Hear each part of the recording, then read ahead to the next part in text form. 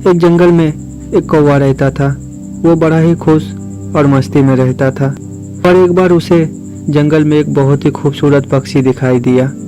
उस पक्षी का रंग सफ़ेद था। वह तुरंत उस पक्षी के पास उड़कर गया और पक्षी से पूछा कि तुम्हारा नाम क्या है। पक्षी ने हंसकर कहा, हंस। कौवा बड़ा ही खुश हुआ और खुश होकर कहा, यार तुम तो बहुत ही सुंदर हो और तुम्हारा रंग भी सफ़ेद है। तुम्हें तो जिंदगी जीने में बड़ा मज़ा आता होगा। हंस ने हंसकर कहा, नहीं, मुझसे भी ज़्यादा सुंदर कोई और है।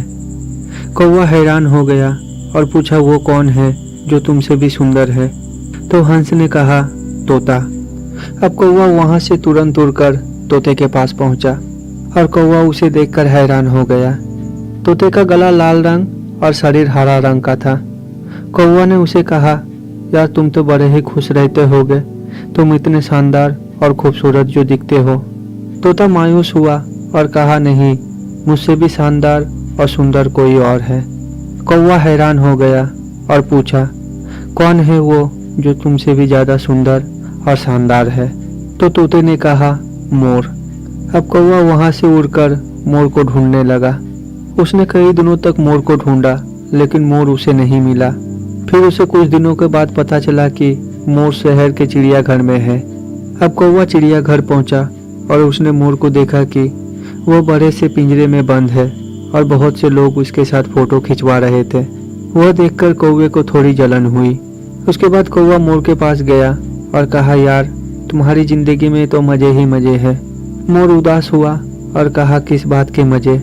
तो कौवे ने कहा, तुम देखने में खूबसूरत हो और तुम्हारे साथ लोग फोटो खिंचवा रहे हैं और तुम्हें खाने की तलाश करने के लिए कहीं जाने की भी ज़रूरत नहीं है। जिंदगी हो तो तुम्हारी जैसी।